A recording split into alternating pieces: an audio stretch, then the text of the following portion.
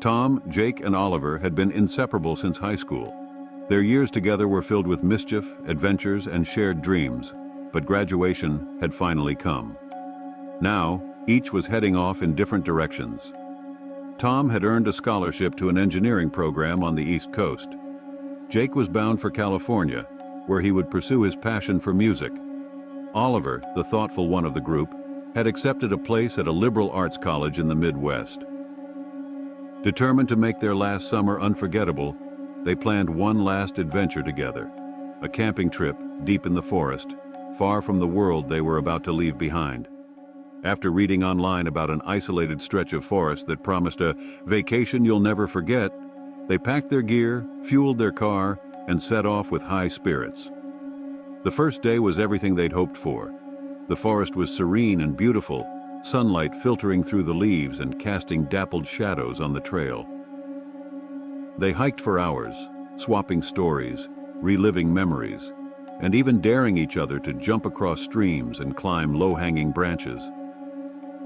By evening, they found a clearing near a bubbling brook and set up camp.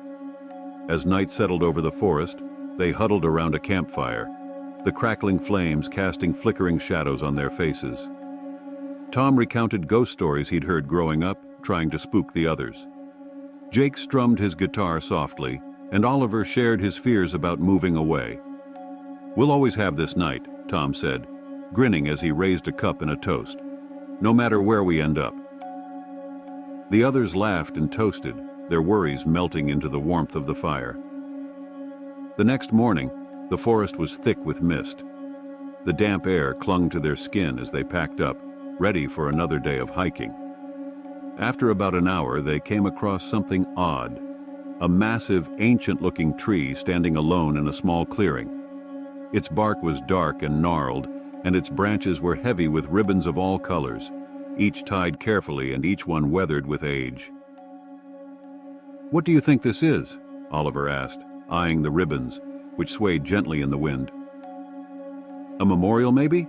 Jake suggested, his tone uneasy. "You know, like for people who went missing or something?" Tom laughed, rolling his eyes. "Or maybe it's just some local superstition."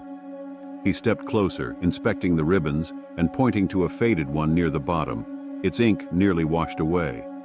Without thinking, he reached out and tugged it off. The moment the ribbon slipped free, a loud crack of thunder echoed across the sky.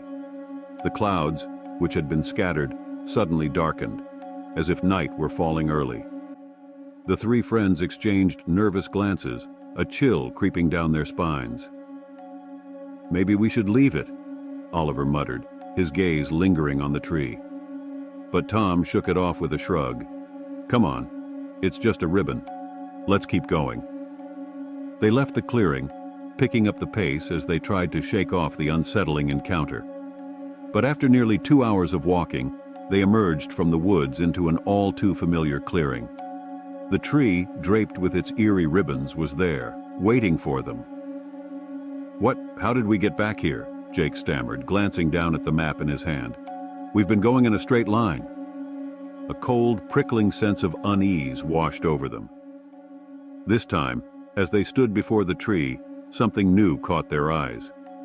Hanging near the center of the trunk were 3 fresh ribbons, each one bearing their names. "Tom," Oliver said, his voice a strained whisper. "Is this your idea of a joke?" Tom's face went pale. "No, I swear I didn't do that." They yanked on the ribbons, desperate to tear them off. But no matter how hard they pulled, the fabric wouldn't budge. Frustrated and unnerved, they turned and made a run for it, trying to escape the twisted clearing and its sinister tree. As the day wore on, the friends found themselves returning to the clearing again and again. No matter which direction they went, they couldn't escape the tree. Each time it seemed to loom larger, the ribbons fluttering in the breeze, whispering faint, incomprehensible sounds that only fueled their panic.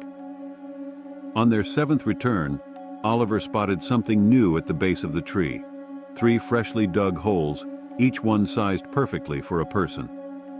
"Okay, this is too much," Jake stammered, backing away. "We need to go back, find the road, anything." But the forest seemed to have other plans. The trail they had once navigated with ease was now a maze, each path leading them back to the tree and its growing sense of malice. Panic set in as they frantically tried different directions, only to end up at the clearing once more. By nightfall, they stumbled back, barely able to stand, their legs shaking from exhaustion. This time, the tree greeted them with 3 empty nooses hanging from its branches, each one swaying ominously. Who put those there?" Oliver's voice was barely above a whisper, his eyes wide with terror. None of them had an answer. They tried to run, but something in the air grew heavier, dragging at their limbs.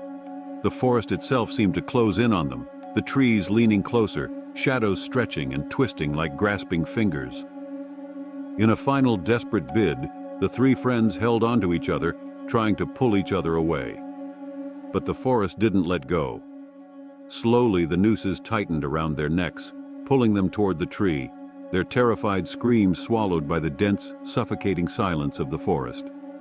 The sun rose over the clearing, casting a soft, innocent light on the tree. An old man passed by, his cane tapping softly against the ground. When he saw the 3 freshly filled mounds of earth at the base of the tree, he sighed, muttering a quiet prayer. He looked at the newest ribbons fluttering in the breeze, each bearing a name he didn't recognize. With a heavy heart, he turned and shuffled away, leaving the clearing as silent and haunting as he'd found it. The forest had claimed its newest visitors, just as it had countless times before. And the tree waited patiently, its branches heavy with ribbons, biding its time until the next group ventured into its cursed embrace.